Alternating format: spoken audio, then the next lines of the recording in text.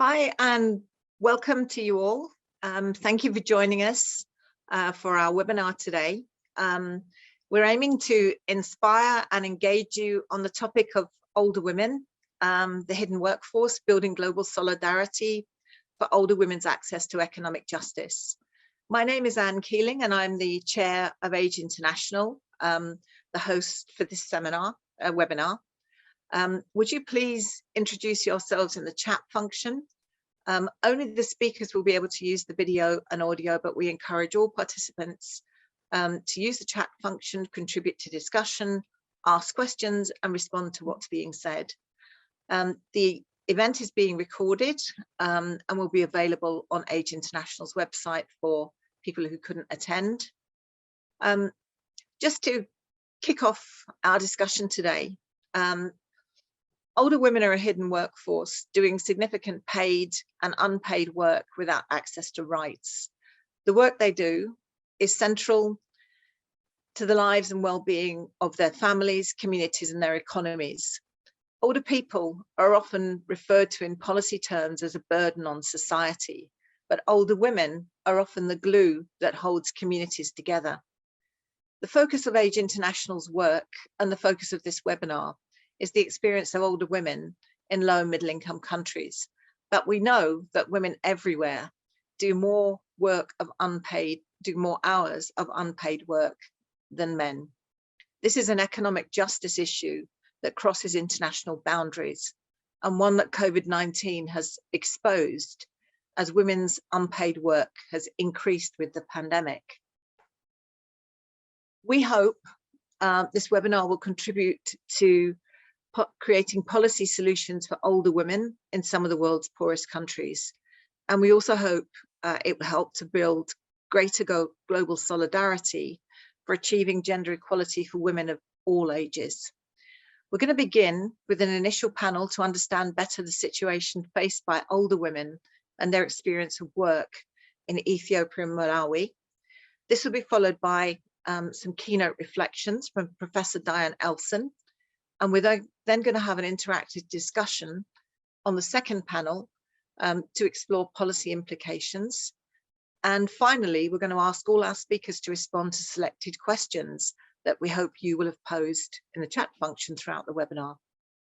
So I'm going to turn now to our first speaker, who is Kate Horsted from Age International, who has led the Age International research on older women's work and wrote the report, Older Women, the Hidden Workforce.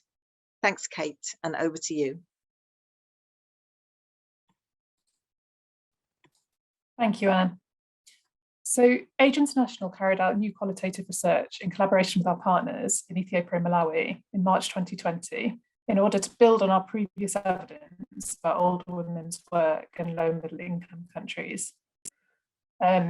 We also wanted to provide concrete recommendations to stakeholders and to create an opportunity to centralise the voices of older women in developing policy solutions that affect their lives. Next slide, please, Katie.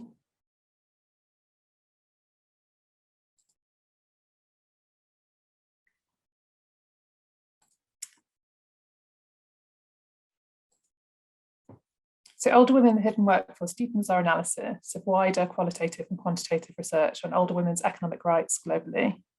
The discussions we had with older women and their communities in Ethiopia and Malawi helped illuminate some of the issues we've known to exist in low and middle income country contexts for older women and highlights the living daily realities behind the data. Next slide, please. Previous analysis showed that older women globally do on average 4.3 hours of unpaid care and household work per day. On top of this, they're doing paid work. According to the ILO, 14% of older women aged 65 plus in low and middle income countries are in the labour market. In sub-Saharan Africa, though, this rises to 42% of older women, and this is rising globally. As it's mostly informal work, labour stats may also underestimate it. In low-income countries, only around a fifth of older people have access to a pension currently, and older women are far less likely to access them, so the number will be lower for them, largely due to gendered roles and working patterns. However, despite this, older women are absent from international policy discussions around gender inequality in the labour market, women's economic empowerment, and decent work. The recent Generation Equality Forum was a prime example. There was a complete absence of older women's voices on the issues that affect their lives. In short, policy processes and systems are failing older women. This actually trickles down to the local level. Interventions that aim to tackle women's financial exclusion and increase women's economic empowerment exclude older women. And we see the lack of understanding of older women in the attitudes of others towards their roles. Even research and data that's designed to capture the invisible work of women and policies and programmes to tackle this issue rarely include older women or highlight the specific challenges they face or the contributions made by this demographic. Age caps and blanket age categories, for example, 60 plus or 65 plus, obscure the diversity of older women's experience. Next slide, please. So what do we actually mean by older women's economic rights? Older women in all their diversity are equally entitled to a secure income and to work, and this includes free choice of employment and just and favourable conditions of work, as enshrined in human rights. Social protection is key to this. Economic rights intersect with other rights, including the ability to participate fully in society and to health and well-being. The gap between what older women should expect in terms of their rights and what they're actually getting is huge. The inequalities they experience are systemic, but this does not mean they're inevitable. Next slide, please. Older women are working in multiple roles, unpaid and paid, mostly for their and others' survival. Most older women tell us that work is important to their lives and their identities. They want to work.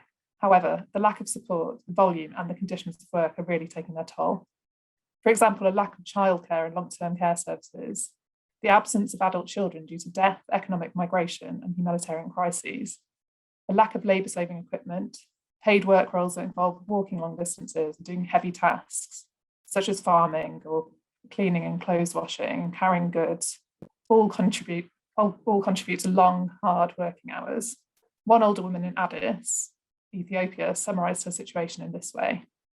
I wake up at 6 a.m, cook food for the children, send them to school and wash clothes and dishes until 9 a.m. I then get out of home to earn money. There is no rest.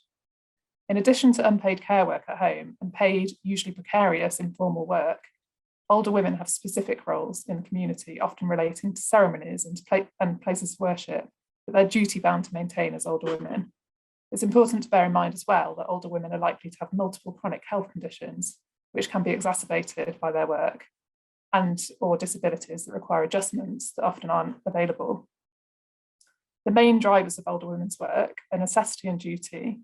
So older women are working for their very survival because they're often primary carers and people relying on them, and because they see it as their role as older women to be the carer, as well as often needing to provide for the family, or they live alone and must support themselves.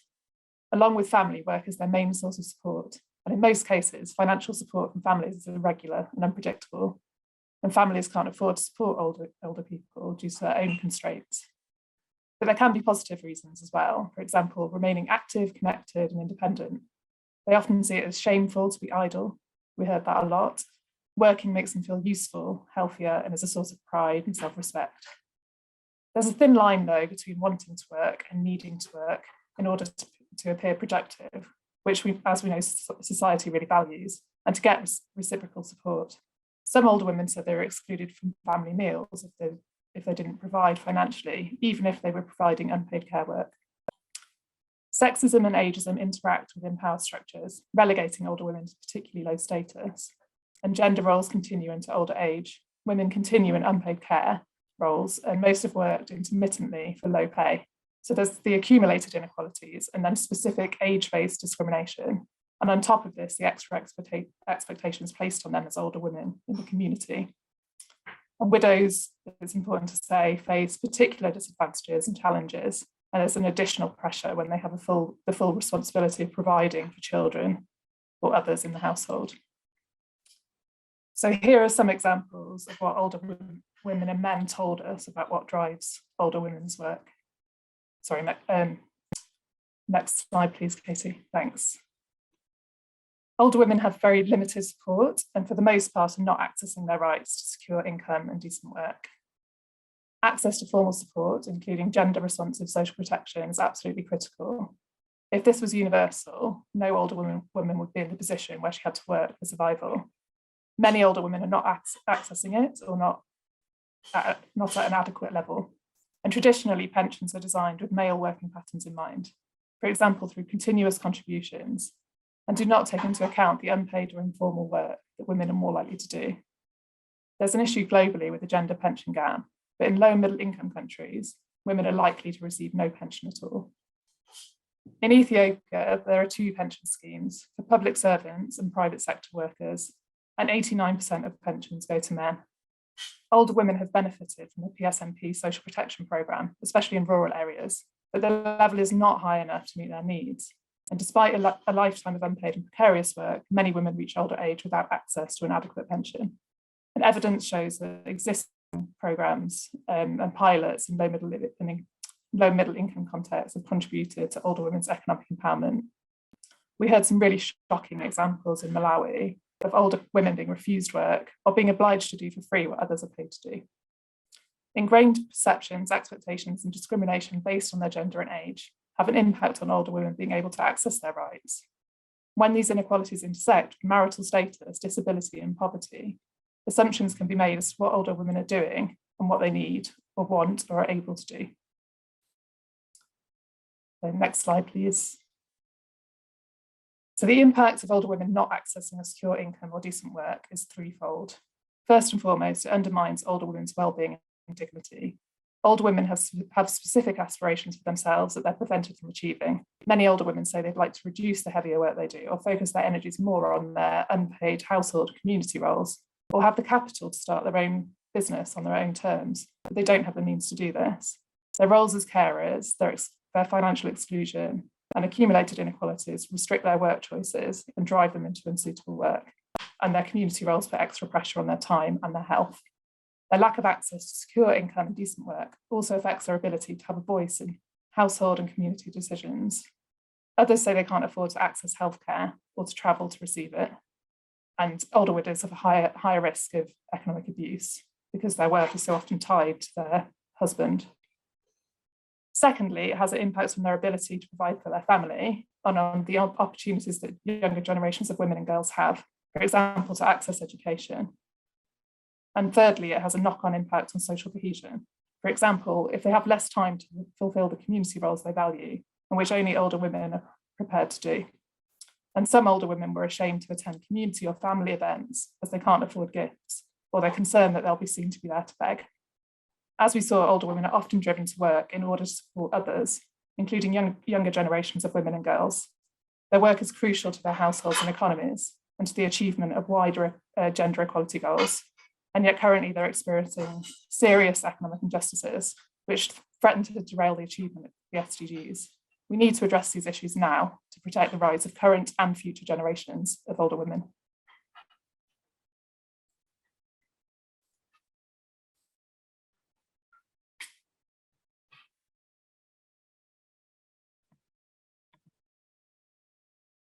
Thanks, Kate. I think those are important and really quite shocking findings, and they have very important implications for older women's well-being, autonomy, and dignity. I'd now like to ask Andrew Kavala, Country Director of the Malawi Network for Older Persons Organisations, who carried out the research in Malawi, to give us some thoughts. Thank you, Andrew.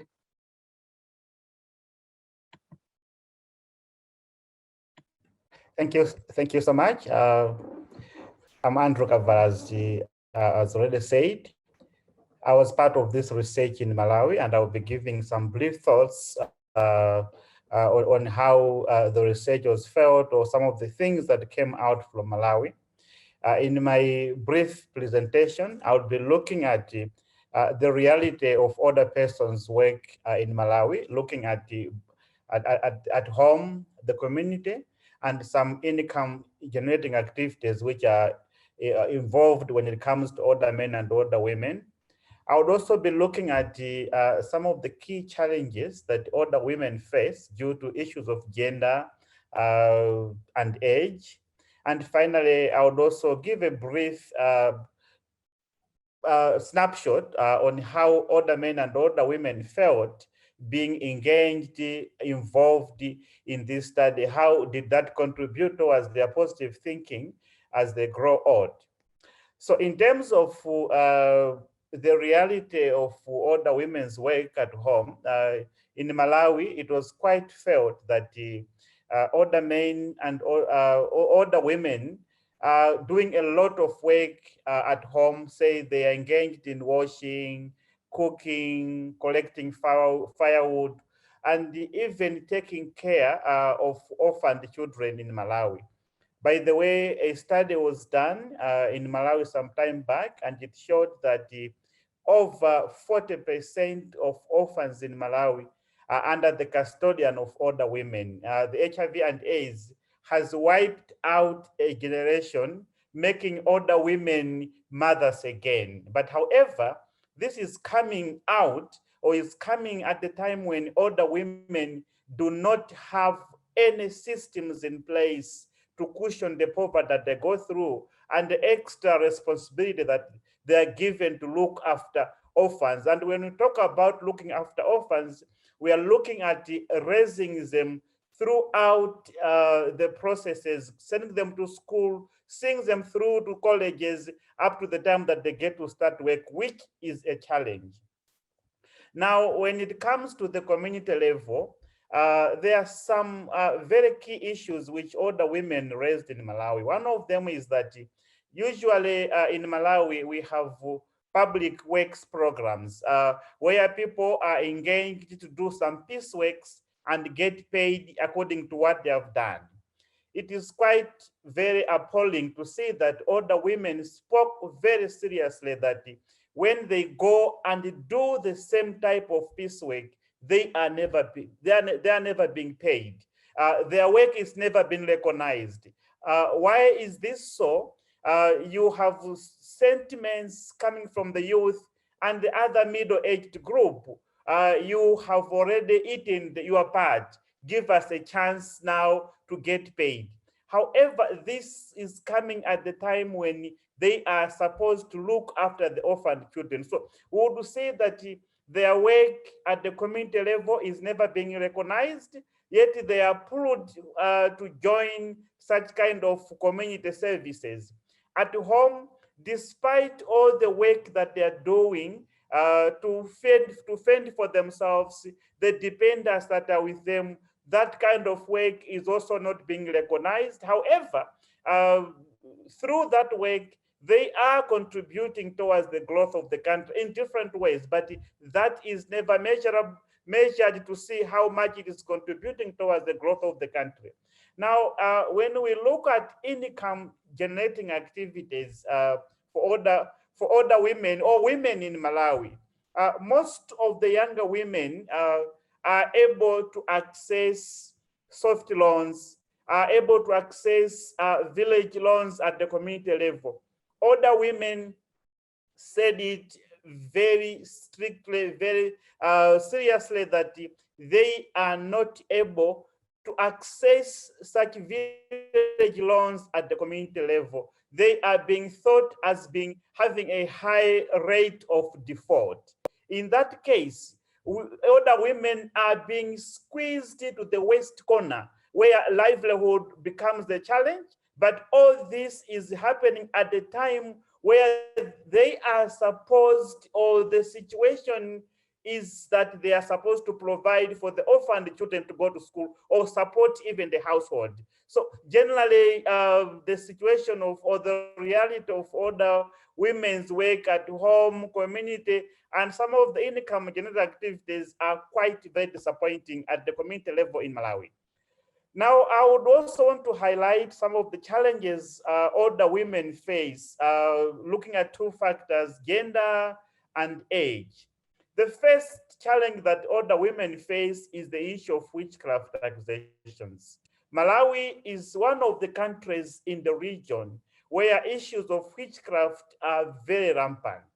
what is so surprising is that older men are usually spared from such kind of accusations. So if there is anything that happens, if any misfortune happens, then older women become the immediate victims. And what is so appalling is that they are victimized sometimes in the presence of everyone else and no one cares. Quite recently, an issue happened in Tolo where this research was done. A kid fell down and when she was brought to hospital, had so many issues and passed on. People brought an older woman and started stoning the older woman as if they are stoning a dog up to the time that she died.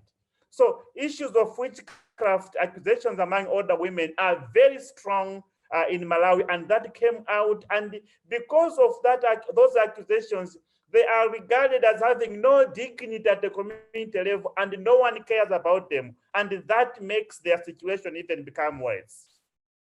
The second challenge that older women face in Malawi is that we as a country, we do not have old age pension scheme.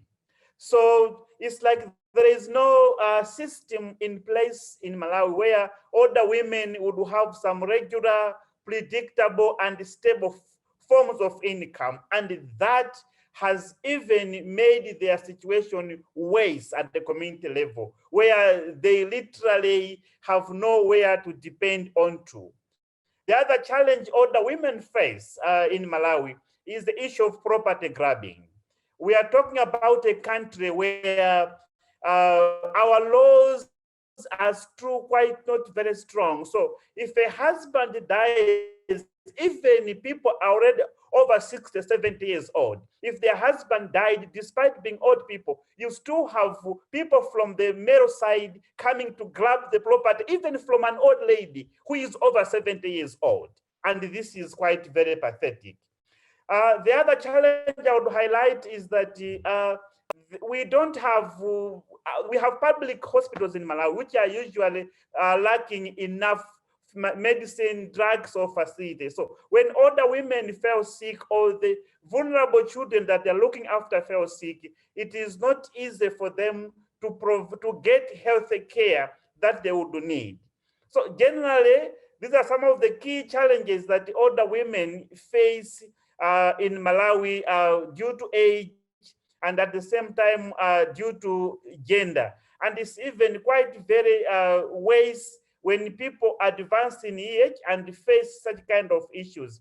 Perhaps the last challenge I would highlight is the issue of cultural issues. Even in Malawi, you would see that an older woman will try as much as possible to make a living, but would not have a decision-making space at the household level, because our system is that older men or men are decision makers. They are the heads of the family. So the cultural issues in Malawi is to push older women to the corner, despite that they are running up and down, doing small things, doing some pieceworks to make money. They are never respected at home.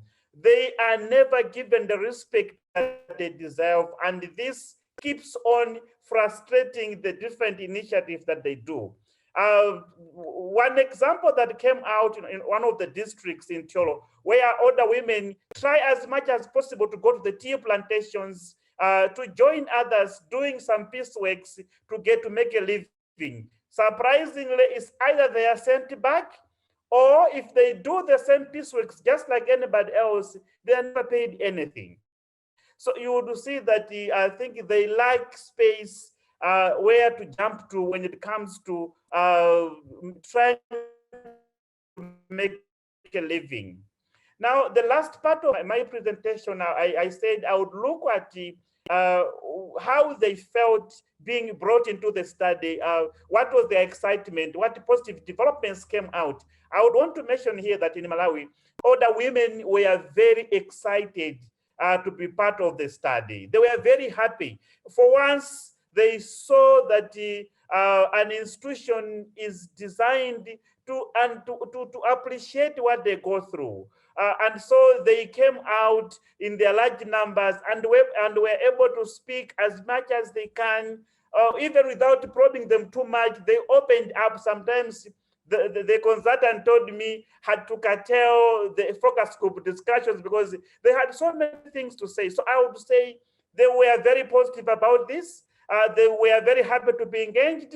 And at the end of the day, I think it speaks a lot that with time, it is high time that we engage older women, we involve them in research, in data management, in consultations, because it is through that they have space to say things that affect them and how they would want them addressed. Thank you very much. Thank you. Thank you. I really appreciate that, Andrew. I think you've given a powerful presentation of what is a difficult picture for older women in Malawi. We're looking after orphans, accessing credit, losing land with no social pensions, etc. But that's a very powerful illustration of, I think, what we're looking at. Thank you. And finally, in this section, I would like to call on Diane Elsin, Emeritus Professor from the University of Essex, to offer us an expert perspective as an eminent feminist economist. Diane, over to you. Thank you, Anne. I'm delighted to be asked to contribute to this webinar, and I first want to congratulate Kate and the other members of Age International and their partners, especially Andrew. We've heard this fantastic dynamic presentation from Andrew, so congratulations to you all on this very valuable report. And I was particularly pleased to be asked to contribute because, yes, I'm a retired professor, but I'm also a grandmother carer.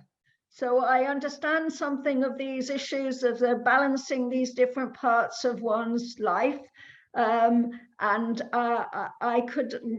stories of the women in this report resonated with my experience, but of course I, unlike them, have got a good pension. I, unlike them, have got some sort of a reasonable health service. And so the poignancy of their stories struck me particularly strongly. So the world population is aging, and women are the majority of those considered to be old. But old people are often presented as a burden, dependents who take but do not provide. But this report shows how far that is from the truth in low and middle income countries, highlighting the ways in which women over the age of 60 take care of their grandchildren, grow food for family consumption, carry out work in community projects, and earn money, generally in precarious, informal work, to support themselves and their families. And there are two trends that have intensified the unpaid work that older women are called upon to do.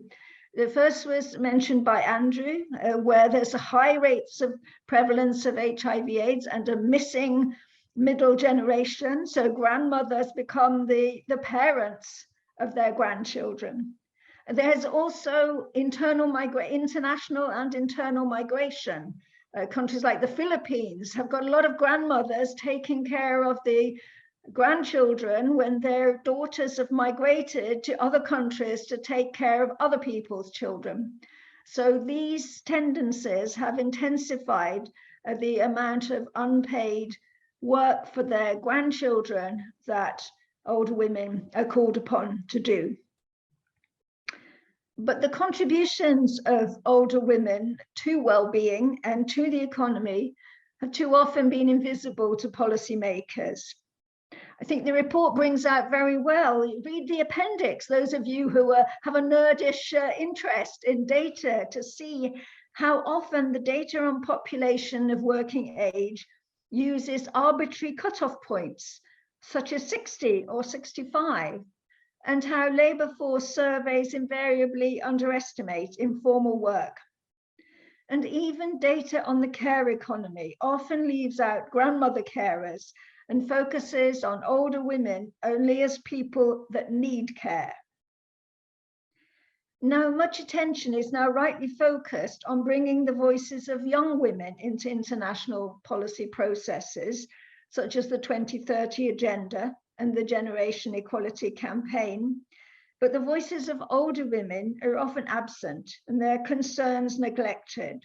And a very valuable thing that this report does is bring their voices to us so we can understand the way in which their lives are constrained by gender-based inequalities, but also by ageism, the kinds of age discrimination that older women face, that Andrew has very eloquently brought out in the case of Malawi, that mean that older women face challenges like property grabbing and witchcraft and not being paid for community work that other people are paid for, that younger women don't face.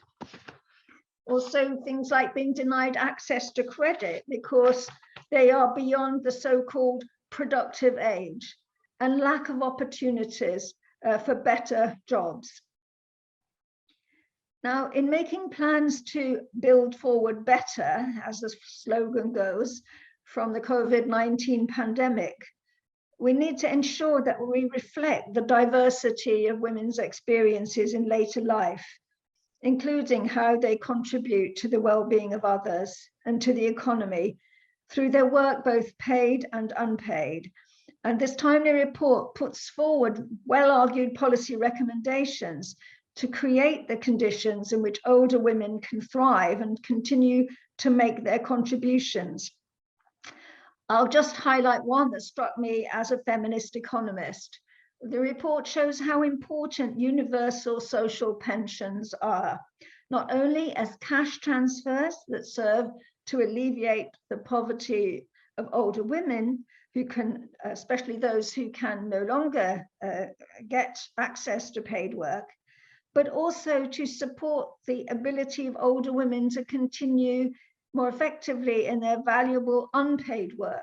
The universal social pensions that go to older women don't just improve the lives of older women, they ripple out and improve the lives of the rest of their households, especially the grandchildren.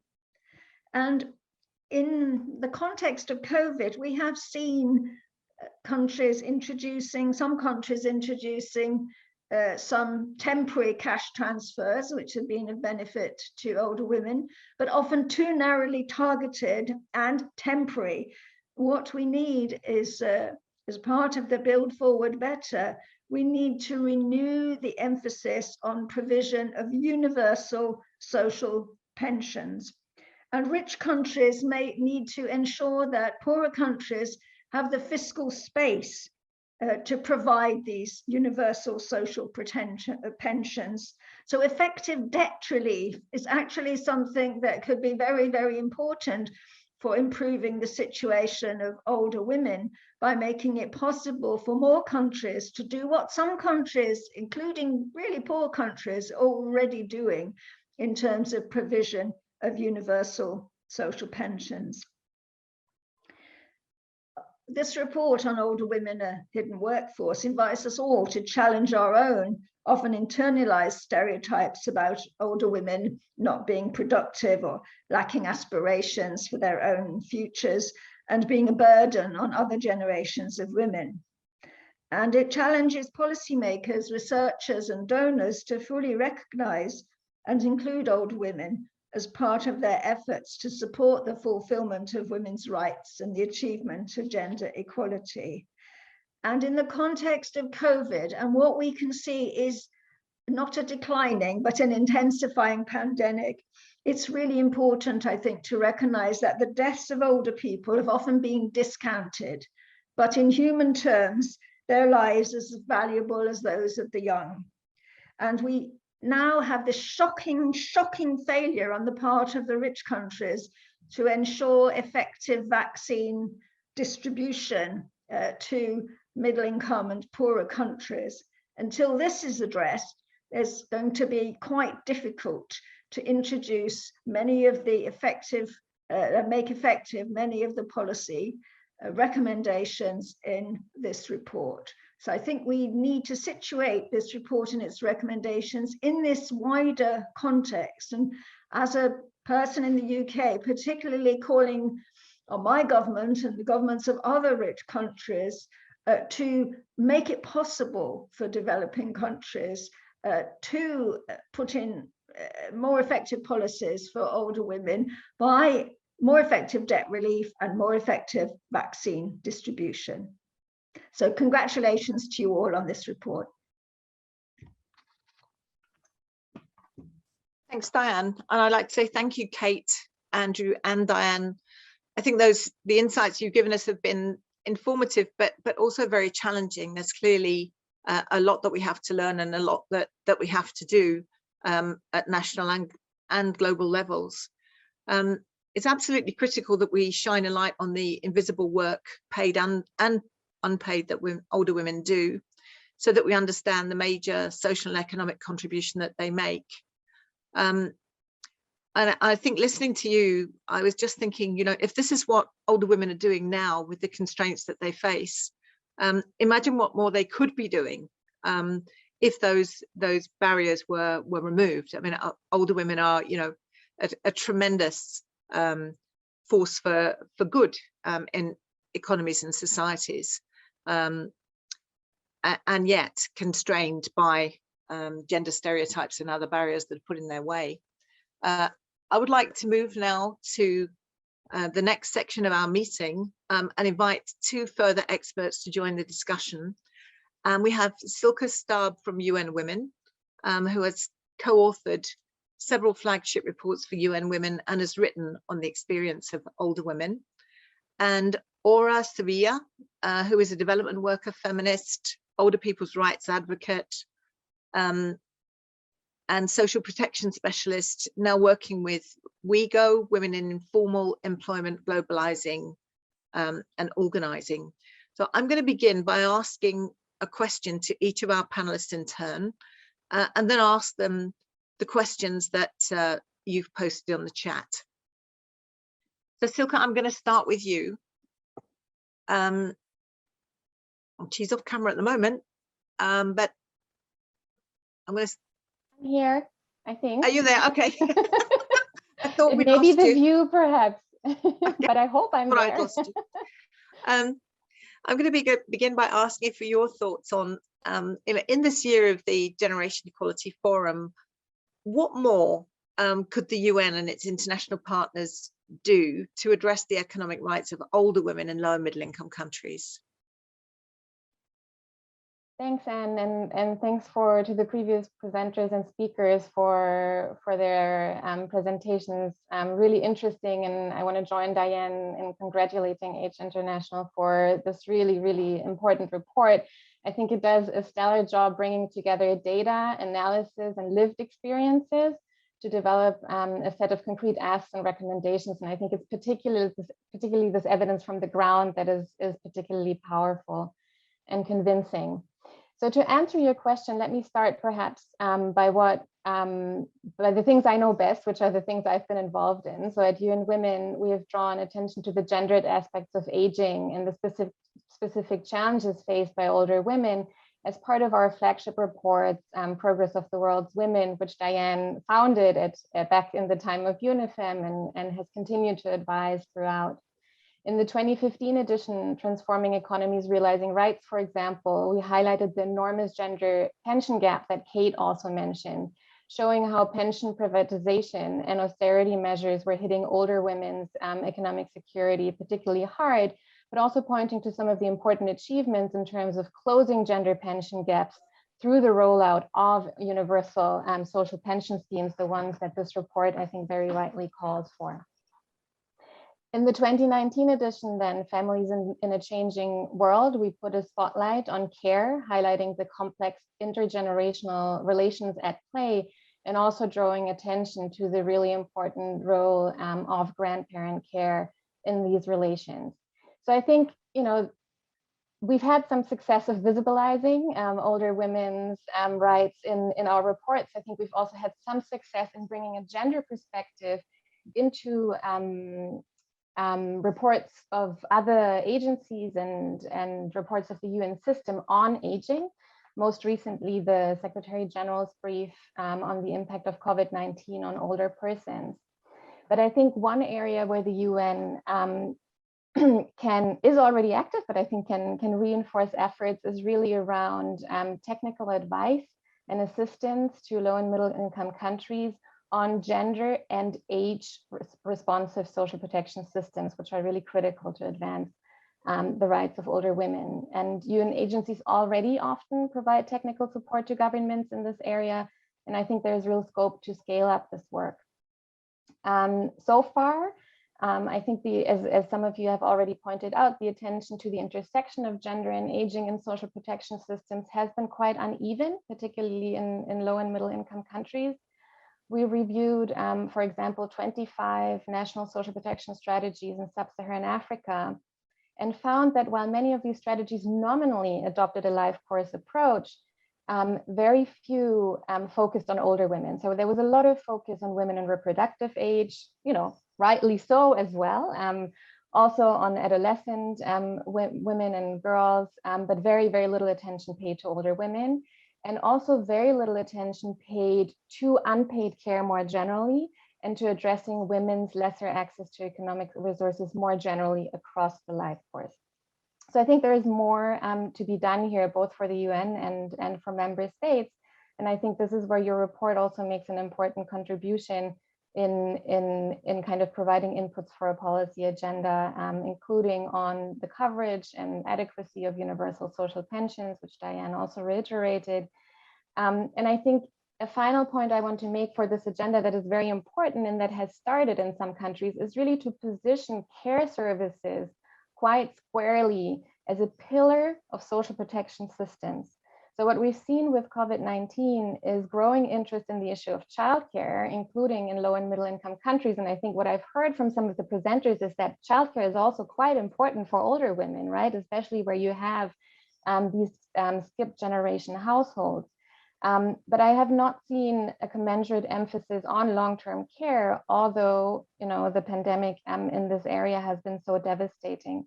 So thinking through the provision of long-term care for older women in low and middle income countries, including robust primary health care for chronic and non-communicable diseases, for mental health, should really be a priority. Bearing in mind, I think what Diane said, that as long as COVID ravages those health systems, it'll be really difficult to attend to some of these issues.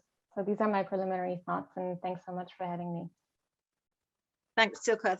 That's great, and I must say I'm very, very proud of the work that Age International has done on universal social pensions in a number of countries. There's a lot more to be done, but I think that's absolutely critical for women. And the other point that's critical for women will be universal health coverage, and it's really important that we don't let the pandemic take us back on any of these issues. But thanks so much, Aura. I'd like to turn to you. You're bringing a perspective from Asia Pacific. Yeah. How does the experience that we've heard of older women in Ethiopia and Malawi compare with the experience of older women in Asia Pacific region and other parts of the world that you might have seen? Thank you so much, Anne, for this, and also for the previous speakers before me, and also for Andrew and Diane for highlighting the situation in South Africa. So in terms of the region in Asia Pacific, first and foremost, I just would like to highlight that based on according to the ILO, that older workers are recognized as one of the groups especially vulnerable to the most serious decent work deficits in informal economy. In fact, we've seen a significant gender difference wherein more likely observed in emerging and developing regions where older women are more exposed to informal employment than older men, particularly in the Asia and the Pacific. So most older women work in informal economy, and this is linked to limited formal employment opportunities. So I would be tackling highlighting the issues of older women in the informal economy, particularly the various decent work deficits that they are experiencing. So one is in the employment gap. So we see various intersectional approach to gender-oriented studies on informal economy that suggests older women are more at risk or more of vulnerability than older men, particularly older women in the informal economy earn less than older men in informal economy. So one sample is not in Asia Pacific, but in Ethiopia, where on average, older women, daily laborers, they earn about half the amount that men earn.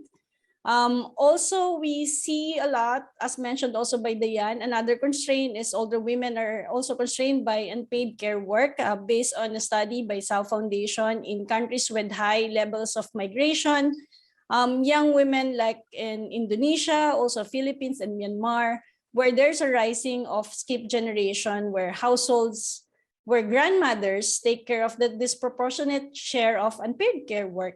So this is also impacts the older women's ability to work and work in old age. So we also seen some case studies and also some based on our interviews from home-based workers, for example, wherein there's a decreasing productivity among older informal workers because of declining physical work capacity. For example, the older home-based workers in India, they earn less from carrying manual work, from embroidery, selling flowers, or spinning work, because they most likely they are working on a piece rate. So piece rate basis, and this is consequently affected by the reduced productivity from poor eyesight, also from osteoporosis and other health problems associated with age. We also have they also face particular challenges in physical accessibility and access to modern technology to improve their business, which is also a particular concern for street vendors or market traders. For example, those we have interviewed in South Africa, they have to hire younger workers to carry for them, for older women, and in return, this incur additional expenses for older women because they have to hire other older or younger people to do the job that they used to do. And we all know as well that older street vendors are more vulnerable to sickness and are more likely affected by occupational hazards than younger street vendors. So another issue is amongst older street vendors or market traders. For an instance, there are urban development policies and programs. They are also affecting older women because they also have lesser rights to do their entrepreneurial activity. They have also less rights to city, so to do their trade. So they are also affected by these urban development policies. But unfortunately, older women's compromised health, strength, and also compromised strength combined with other factors such as low literacy makes older women particularly less resilient and less able to diversify their source of income in an event of shock. So as we've seen in COVID, wherein older women also lose those street vendors and also domestic workers, where they lose their source of income, it was very difficult for them to diversify their income. One of the complaints, for example, in the home-based workers that we are working in Thailand is that they cannot, because everyone shifted with digital marketing, so they cannot sell goods, unlike with the younger workers where they have access to digital technology. So we know for a fact women in general have less access to mobile phones, but in older age, there's also such thing as digital gap, which is make it more difficult for older women to do trade using digital marketing. So just last 2 points is that there's also, as mentioned already, the sexism and ageism in work. But I would like also to highlight some social protection gap that we've seen, that informal workers are generally considered the missing middle or the missing, what we call now the missing majority in social protection system. For example, in India and in the Philippines, we see like home-based workers are excluded in the means-tested social pension program because they are not considered to be below the poverty line because somewhat they are earning So they are not considered there, and they are not also covered by the private, by the Social Security for formal workers. And last, I'd like just to point out as also the difficulty of migrant domestic workers, which is very common in the region. There's also a challenge with the lack of unilateral, bilateral, or any multilateral agreements on pension portability. And this is a particular concern because those international or migrant workers cannot contribute where they are. So when they get older, they do not have their own pension, whether they want to retire at the country that where they're working or they want to return home. So these are just some of the, on top of the what has discussed, but just let me just emphasize that if the conditions for working for younger women in the informal economy is very difficult, imagine how difficult it is for older informal workers who have accumulated and have multiple constraints and challenges that they are facing. Yeah.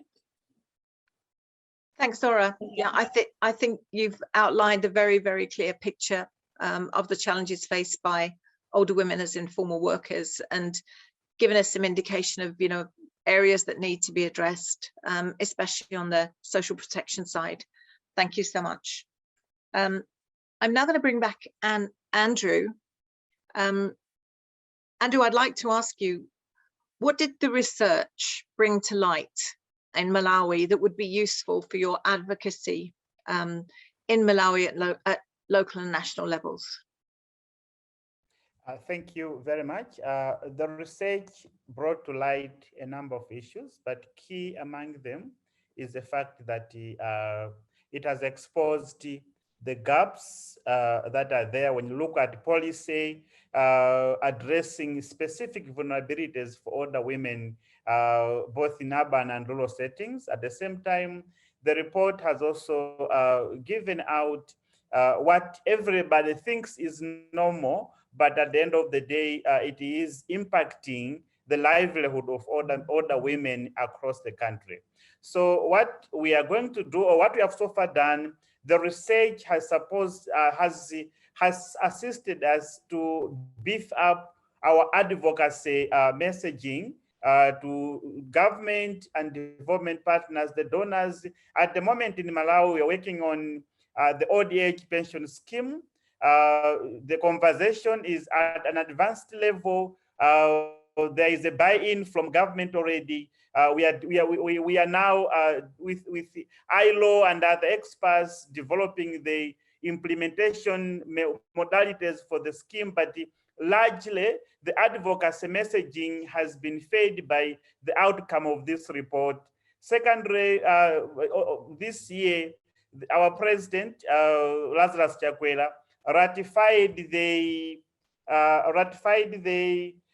protocol to the African Charter on Human and People's Rights, on the rights of older persons. And the key messages that we had used to convince the president to ratify the protocol was to highlight the vulnerabilities that older women are facing based on the outcome of this report. So it's like we had the evidence to lobby with government, to lobby with the president to ratify the AU protocol. And finally, the report has also supported us in the advocacy towards the old age pension bill. We are working on a bill in Malawi, which is going to be brought to Parliament very soon for tabling. Later, once passed, to go to the president to sign for the bill, to turn that into an act. So most of them, when we were reviewing the bill, we supported the information in the bill with the evidence that has come from the research on the vulnerabilities older persons face. Thank you.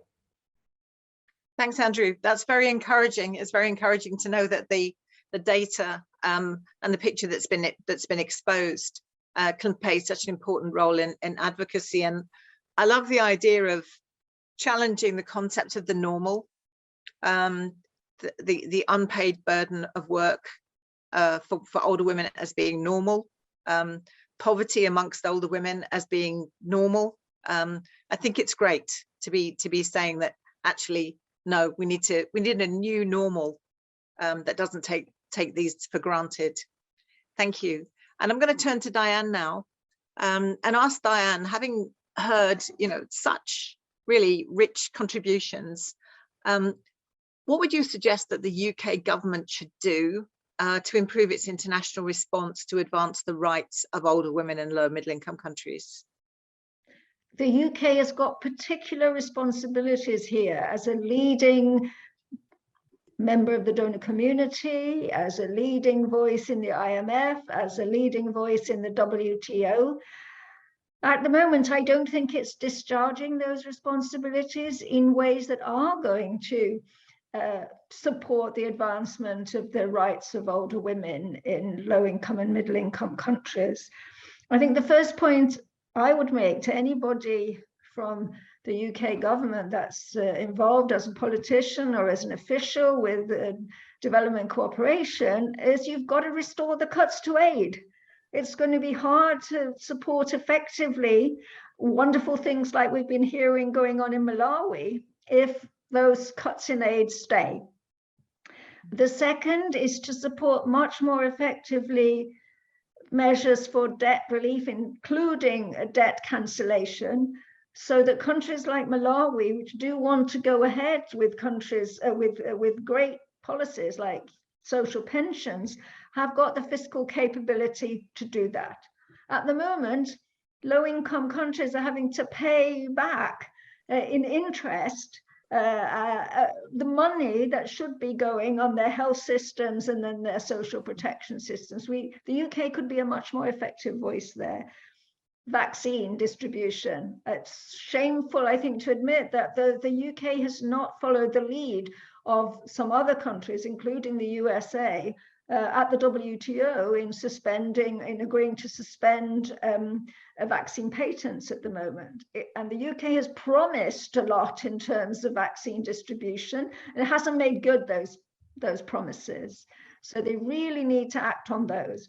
And then specifically thinking about the rights of older women, I think all the policies and programs that the UK is supporting need to be looked at from a life cycle point of view to make sure they are addressing the situation of women across the life cycle, and to be aware of digital solutions, so-called digital solutions, for instance, that are not going to reach older women. The mobile phone can only do so much. And I think particularly, has been highlighted the fact that this is actually not such an effective tool for reaching out and empowering older women. And I think the final thing I'd say in general terms is to support those associations throughout the world that are campaigning for women's the rights of older women.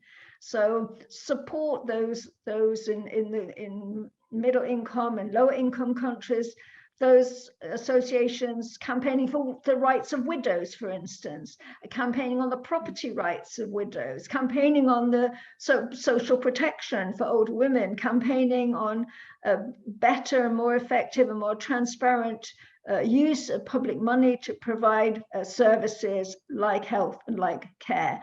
I think there's a lot more that we could do, and maybe at some future date, those of us in the UK can sit down with some officials concerned with development cooperation and tell them in more detailed terms, maybe you're already doing this at Age International, what they should be doing differently in the light of your research. So I think you should challenge them to a webinar. It could be a closed webinar. People can speak freely with the officials and politicians who are responsible for the policies of the UK government that are going to either help the objectives of this report or hinder the realization of the objectives of this report.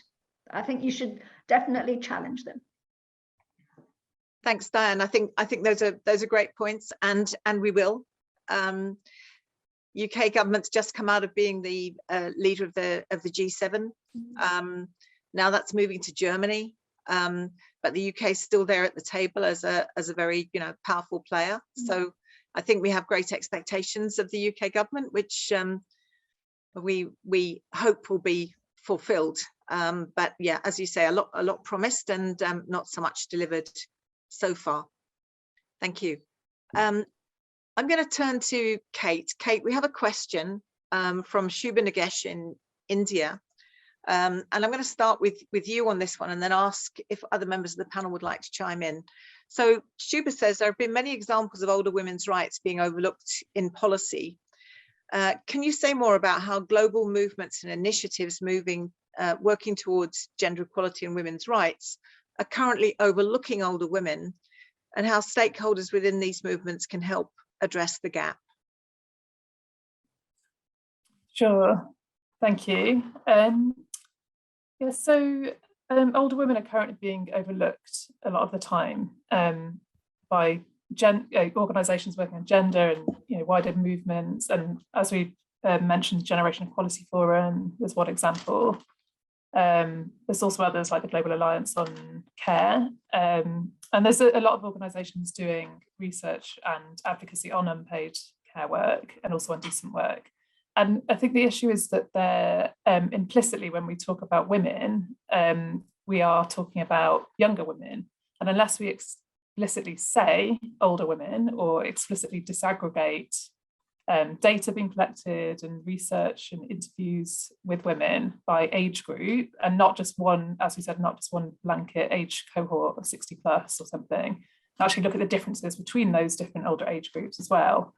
Unless we intentionally include older women and target them, then we are going to be sidelining them and overlooking their needs. And I think some of the also another example is that policies and strategies on trade and growth, for example, or jobs or income generation, often focusing explicitly on youth, which is understandable, but we do need to be addressing the issues facing older women now as well. And what's happening is that when older women are asked to contribute to consultations, policy discussions, often they're being asked to talk about younger women, or they just internalize ageism perhaps makes them focus on younger women and the next generation instead of women of all ages, and talking about what issues are they facing now. And this is something that should concern us all, because we should, taking a life course perspective, we should be thinking, well,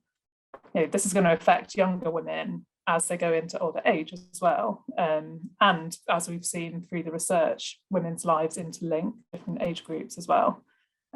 Older women contribute to younger women's lives and vice versa. So some of the solutions are to, when we're doing research or collecting data, that disaggregation. Also, looking at decent work agendas, actually explicitly talking about older informal workers. In COVID recovery plans, it's important to be actually looking at the specific impacts and solutions for older populations and what's different for women and men, and women in all their diversity as well. And also it's actually just reflecting on what Diane was saying before. I think it's really recognising older carers in care policies and making sure that care policies and other policies supporting care are fit for purpose by including carers of all ages in those, and in social protection more broadly.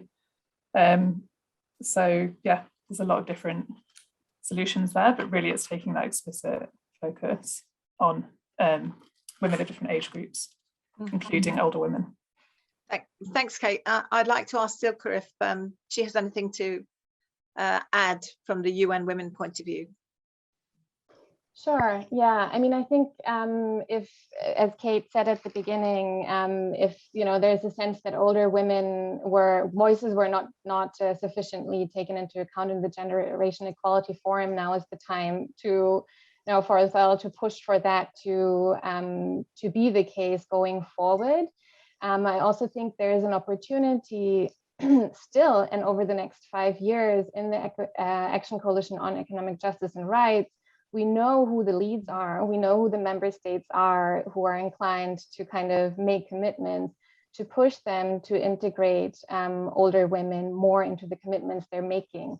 we've seen some member states doing that. We've had commitments from Sweden and Switzerland and some others that include specific things on pensions, on long-term care, on issues that concern older women, but we've seen less from low and middle income countries, perhaps partly a reflection of what feminist movements are pushing for in these countries. I don't know.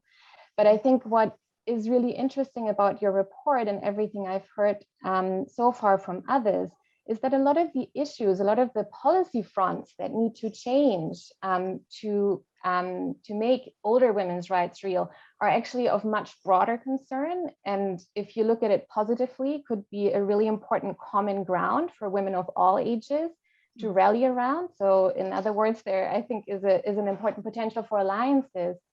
And one of the things actually that we did as part of our 25-year review of the Beijing Platform for Action is we commissioned a paper on feminist activism and the generations and the feminist waves and so on, challenging a little bit the argument, you know, there's a new wave completely carried by younger women to show, you know, how there are really important intergenerational linkages between the activism of older women and younger women in the current wave, if you like.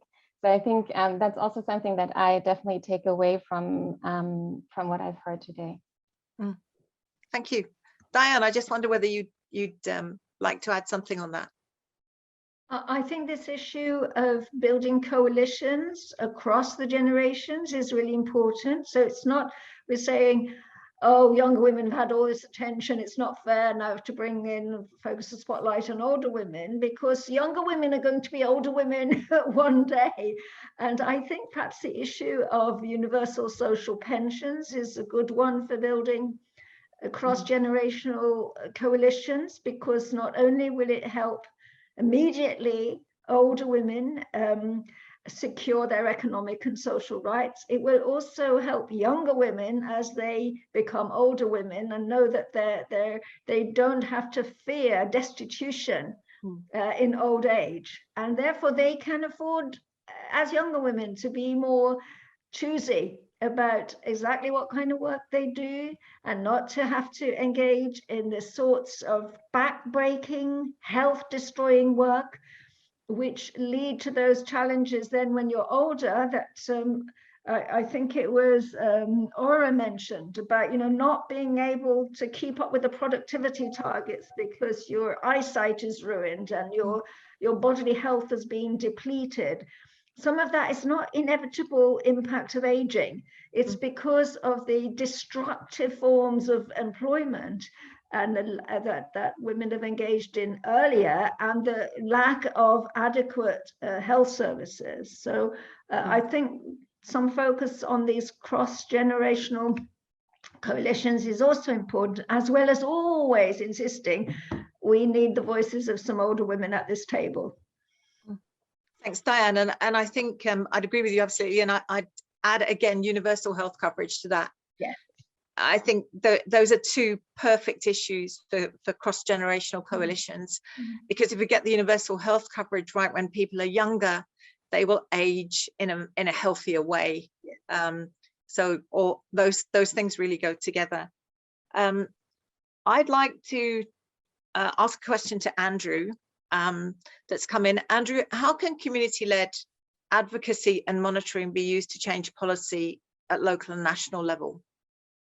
Did I already ask you that one? Did I already ask you? No, I didn't. Would you want to come again? Sorry.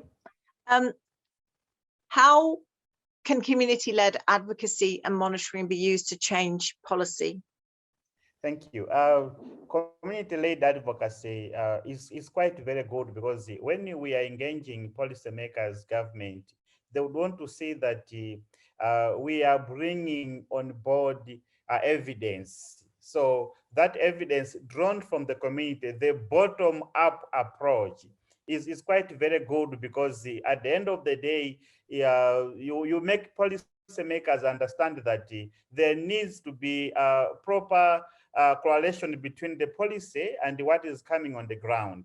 If the policies do not speak to changing lives on the ground, then there's something intrinsically very wrong with the policies. And you know, in most of the African countries, we are very good at developing very good policies, but those policies do not reflect on real changes at the community level. So when you begin challenging the policies right from the community monitoring evidence that is gathered, it is quite very good, because in essence, when policies are being reviewed, they are now going to take on board what are the actual issues that are coming from the ground, rather than getting the boardroom meetings developing policies without reflecting anything on the ground. So from my experience, it is quite very clear that these local initiatives, monitoring initiatives at the community level, getting these to feed into policy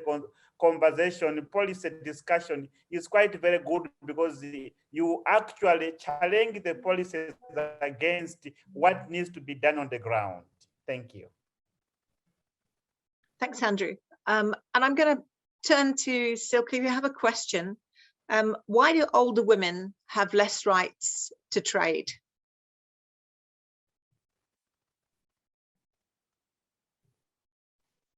Sorry, Sorry, Ora. Yeah. I apologize. Apologies. Yeah, well, I just would like to highlight that in general, older informal workers have less rights to trades. For example, with the one that I cited, when street vendors, they don't have the rights of space in the city. They usually are considered to be just a blockage in the traffic, or they don't usually get the right, when you do urban planning, they don't usually get the right space to do their trade.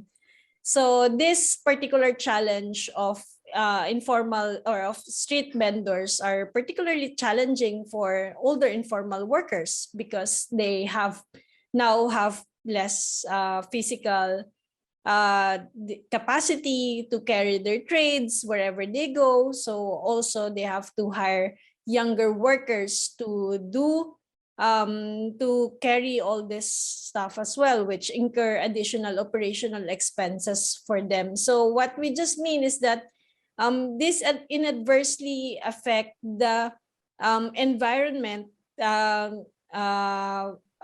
what you call this, the suitability of the environment for older workers, particularly market traders, to do their entrepreneurship. So we need to make the environment conducive as well. We need to design this as well, age sensitive, in doing entrepreneurial and also urban policies as well, urban design policies. Thank you. Thank you. We have another question, which I'm going to ask first to Silke, and it's about gender-based violence. And what role does gender-based violence play in this, and how are older women affected differently? Sure, I think that's also an area where Age International has done really interesting work on, so colleagues may want to complement. But there are obviously differences in the kind of violence that older women and younger women face. I think one big difference is that in addition to intimate partner violence, older women often face violence from other family members as well, including economic violence, which I think is particularly pertinent for our conversation today. Some of the kind of economic violence was already mentioned by Andrew, for example, the kind of property grabbing and so on. The other form of violence that older women often face is institutionalized violence. So either in the health system, but also often when they're in care institutions. And that's a particular problem where these institutions lack oversight and accountability. That's often the case when services are contracted out to private providers, unfortunately. It's something that we've seen happening with COVID in a lot of the developed countries, where accountability was really, really weak and could have avoided many of the deaths that we've seen. And then the third, I think, area that is important is the kind of violence in public spaces that includes, also examples that Andrew mentioned about the terrible stoning for witchcraft accusations and so on. But it also includes violence in public spaces against older women workers, right? Evictions from marketplaces and so on. So these are, some examples I'm sure others can complement from their experience. Thank you. Would anyone else like to come in on that question? Kate? Sure. Yeah, so I think we were really seeing through the research, even though we weren't focusing on gender-based violence, we were really seeing that there was that increased risk to economic abuse, especially for widows. There were like anecdotal stories. People often say, oh, this is happening to somebody in the community, and you don't really know if they're talking about themselves or somebody else, but it is something that is clearly happening. And not just property grabbing, but there was like other examples of people having papers signed supposedly by them, and losing money or being moved overseas, somebody in one case, and losing her home. And there was something else coming up where some of the older women were saying that, older people used to be looked after in this community, but now the parents are saying to the children, oh, don't go and see her, don't spend time with your grandmother, she's a witch. Or, it was kind of that compounding of gender and age and poverty in many cases, where you could see that there's this increasing alienation as a result. And we do know from broader evidence that older women are falling through the cracks in systems to tackle violence, because there are services sometimes or data collected on elder abuse, and then there's data collected on gender-based violence, and there's services for women survivors, but then that doesn't cater for older women's needs specifically. And then we know that there's issues around reporting for older people where there's an additional barrier to reporting violence and abuse. So there are a lot of issues there, and data is a huge issue. I think Andrew wanted to come in as well there. Thanks, Andrew. Yes, one thing that I also noted came out quite very clear in the report is that like in the case of Malawi, it is also about the patrilineal society, where you have men being considered as heads of the families, and that deprives women some space, and people don't feel accountable to the rights of older women or rights of women. So I think that also, to some extent, the cultural patrilineal understanding is also contributing largely to see that more women seem to have their rights not being rescued. Thanks, Andrew. We lost you just breaking up at the last minute there, but I think we got the point. Very important point about patrilineal societies. I'm going to wrap up the panel shortly, but I'd like to ask every single panel member, is there one last word, one last thing that you would message that you would like to leave us with? All right, I'm going to start with you. Okay, one word is always the most difficult, but maybe 3 words. Older women's contribution is essential in informal work and should be recognized in the policies. Should be recognized in the policies, both in the national and also regional level. Yeah. Thank you. Thank you. Diane. Universal social pensions, and which are particularly important for widows. Actually, older women who are still married to the head of the household are not as badly off as those whose head of the household has died and they're widows. And pensions can be a real lifeline for them. Thanks, Diane. Andrew. I would wish everybody, development partners, government, to recognize the role older women are playing when it comes to looking after orphaned children in Africa. And something needs to be done to ensure that they are supported to play that role. Thank you. Thanks, Andrew. Silke. All of the above.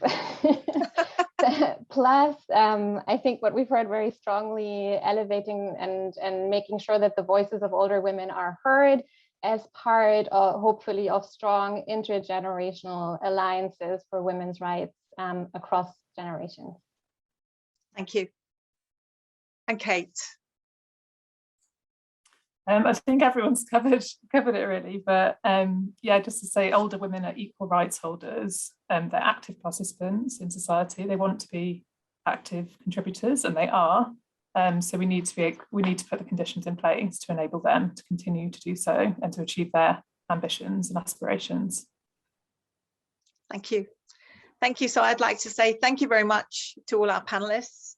I think I've really learned a great deal from all of you. Thank you. Thank you for your contributions. I think we have a lot of work to do, but I think we're making some steps forward, and that's really important.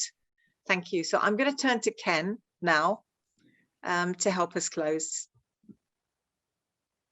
Hi, everybody. Thanks so much. I'm Ken Bluestone. I'm head of policy and influencing for Age International, and I'd just like to begin by saying a huge thank you to everyone, all the speakers, but also yourselves as participants. The chat has been really fascinating and engaging to follow. From our perspective as Age International, what is really driving this work and what's most important is that we really tackle the hidden nature of the experience of older women, but not just older women and men. But crucially to bring it into the center of policy making. At the moment, we are building policies, we're building responses to the challenges at all levels in society. But if we don't take into account the fundamentals that we've just been discussing, we're going to get the wrong solutions and the wrong responses. And so we have to bring older women firmly into policy making at both national and international levels. And for this, data is hugely important. And it's been touched upon, but I just wanted to re-emphasize the significance of a piece of work that's happening on the Titchfield City Group on Aging, rather technical, but it's about trying to make sure that we have the tools to better capture the data about older women and men, but also how to analyze it better. And this requires the support of governments to follow through, to carry through, and to do this, but also of the UN institutions. Another thing, and just to kind of connect this discussion with other things, and you've pointed on several occasions to the significance of universal health coverage, and there is a decade that we're living in at the moment, which is the UN Decade of Healthy Aging. What is really significant about this decade is the fact that the UN has identified that ageism is one of the biggest obstacles to older people's health and later life. And that has to be tackled. 1 in 2 people globally have ageist attitudes towards older people. So we really have to find ways that we can get on board with this decade, support it, really push it under the noses of policymakers, not just thinking about health, but not just thinking about older people, but across the spectrum. And we've also been talking about rights, and this has been an integral part of our work as Age International right from the very beginning. But what we have to be asking ourselves is, what is the tools, what kind of things can we do, should we be doing to make sure that those rights get strengthened and the protection of rights for older women are strengthened more effectively? From our perspective as Age International and our partners, the missing link here is a international standard, international law, and we must better articulate older women and men's rights through a new human rights convention, a UN convention. And finally, I just want to bring this back to the UK, because fundamentally, we as Age International are based in the UK, and it's part of our work as the part of the Help Age International Global Network to try to work with UK stakeholders. The UK government is currently rethinking its strategy for international development. And what we're really hoping, and that this webinar will have made clear, is that it cannot achieve its ambitions for gender equality unless it does explicitly include older women as part of that. That it cannot achieve its objectives around achieving the Sustainable Development Goals unless it includes older women and men. And final point is just to ask for all of your support. Whoever is UK based, we as Age International have launched a Parliament petition, basically asking the government to include older women, as we're focusing on older women in this research, in its next international development strategy. So there's a link in the chat to this. Even if you're not based in the UK, if you know people who are based in the UK, please encourage them to sign the petition, because it'll send a very strong signal that there is public support for the government to do more in this area. Back to you, Anne. Thanks, Ken. And so I'm just going to close and just say thank you very much to all our speakers. I really have learned a lot. It's really been a pleasure being here with you this morning. I want to thank all our participants. And the title of our event was Building Global Solidarity for Older Women's Access to Economic Justice. And that is exactly what Age International intends to do. And that's what we will continue to do, especially around those, all important issues of universal social pensions, but also making sure that the voices of older women are heard.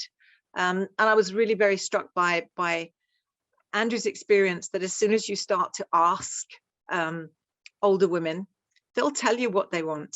They know what they want. They know the solutions to their own problems, but they don't get asked. And so actually enabling older women to speak for themselves is one of the most important things that we can do.